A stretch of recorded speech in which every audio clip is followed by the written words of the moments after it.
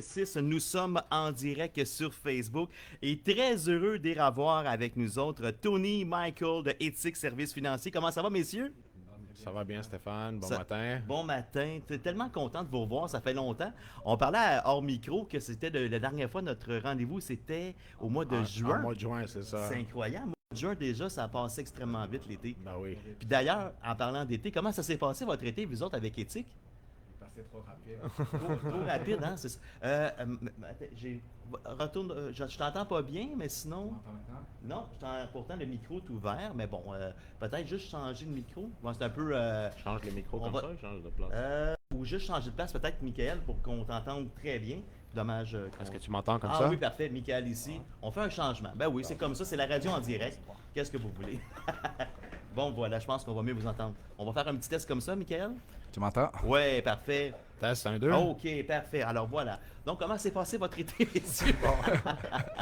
Prise 2, super rapide, super le fun. Ouais. Je peux te dire, depuis 13 ans, c'est l'été le plus achalandé pour nous. Ah oui. Puis en général, les étés sont la période tranquille, c'est là qu'on se repose après deux grandes périodes, le printemps, les achats de maison, la période rayère. Ouais. Puis on se ressource pour l'automne. Ouais. Mais cet été, avec le départ de Ethic, qui a regroupé deux grands cabinets, Oui. quand même, il fallait rencontrer tous les clients, se présenter. C'est Puis ça. quand même, aussi, on s'en va en gestion patrimoine, alors il fallait faire des connexions avec 12 compagnies différentes. My God. Puis Ouais. ça s'est passé trop vite, là. Ouais, On n'a c'est pas ça. pris de vacances encore. Ah non, il y a Non. les vacances pour bientôt, peut-être? Bientôt pour moi, là. Bientôt pour Ah moi. oui, Ouais, ok. je suis dû, oui. C'est bon.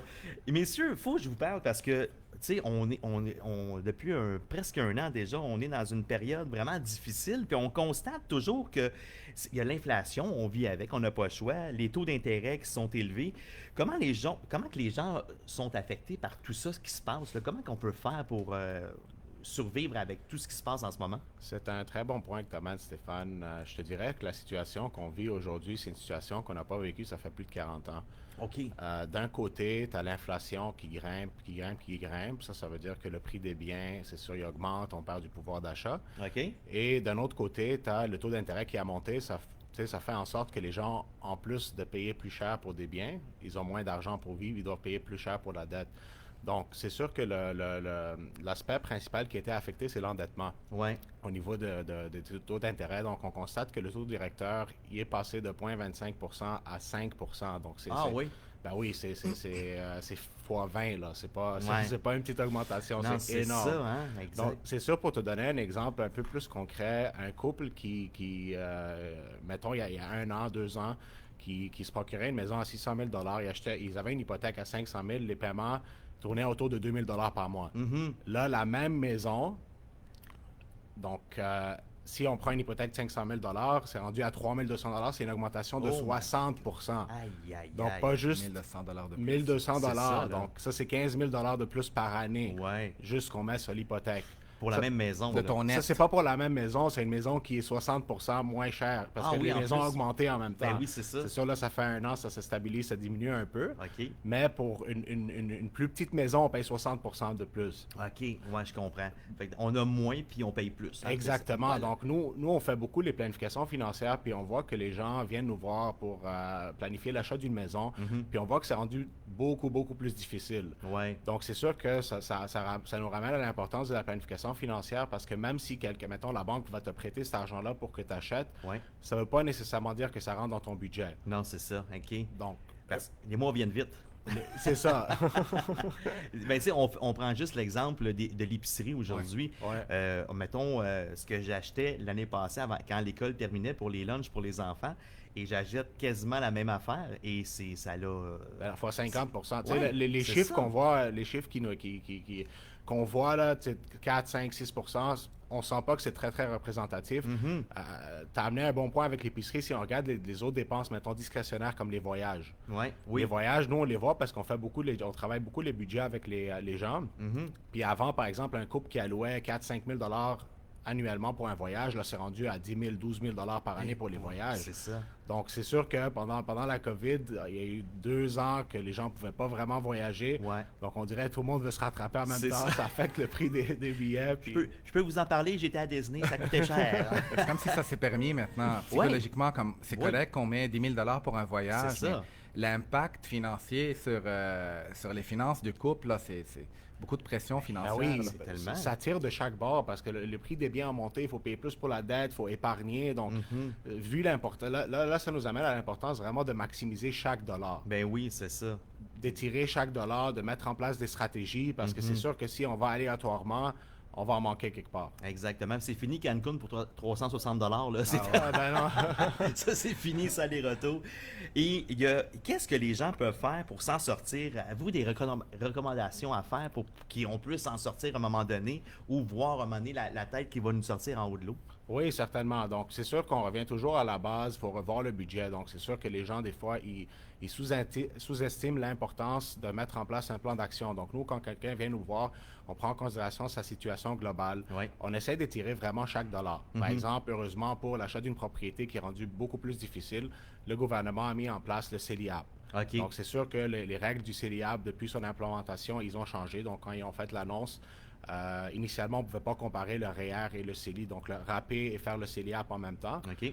Là, on peut le faire. Donc, c'est sûr que ça facilite beaucoup, étant donné qu'on peut aller chercher une belle mise de fonds supplémentaire pour réduire le paiement d'intérêt. OK.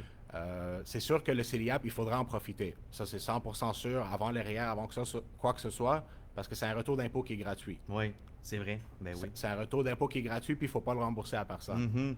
Donc, Ça, c'est bon, ça. ça, on va pas dire non pour ça. Non, on aime bien ça. Moi, je dirais aussi pour les budgets, allouer vraiment à regarder chaque enveloppe budgétaire, puis vraiment voir s'il y a une enveloppe quelque part qui sort de l'ordinaire et vraiment remettre le couple à la normale. OK.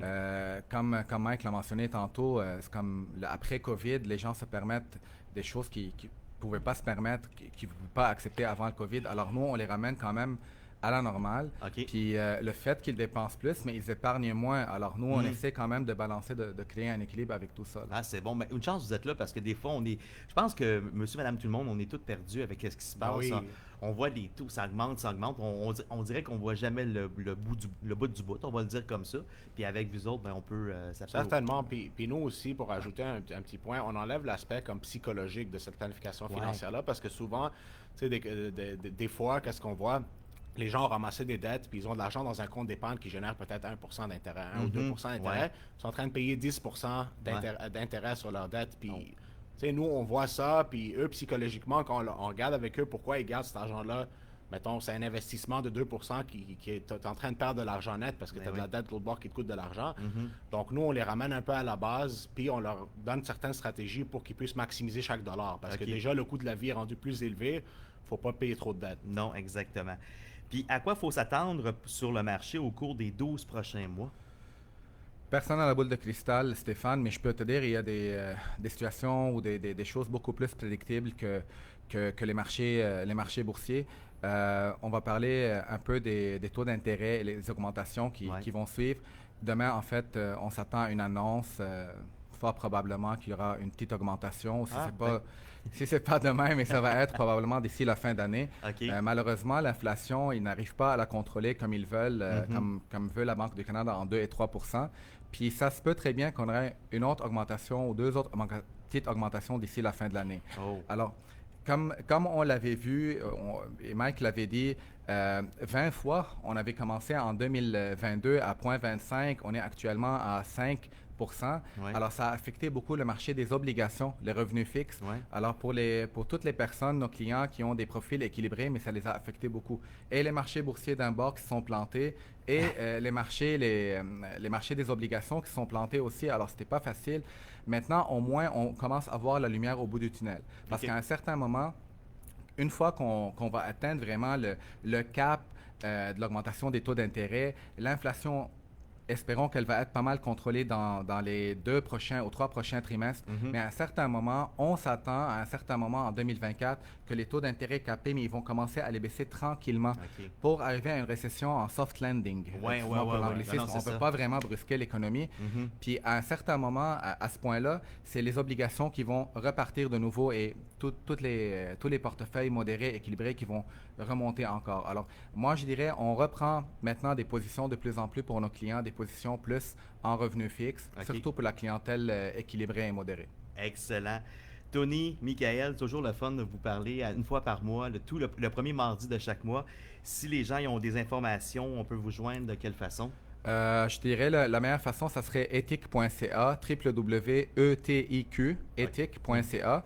Dans la rubrique soit nous joindre ou dans notre équipe, ils peuvent vraiment booker dans les calendriers de chacun de nous. C'est le meilleur moyen de oui? rencontrer, puis ils peuvent directement avoir accès à nos calendriers. Hey, c'est donc bien le fun, ce site Internet-là.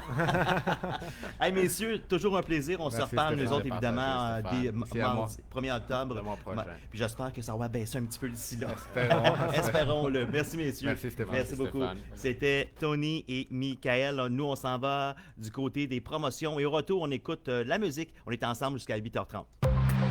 Ici, la radio, c'est une affaire de passion.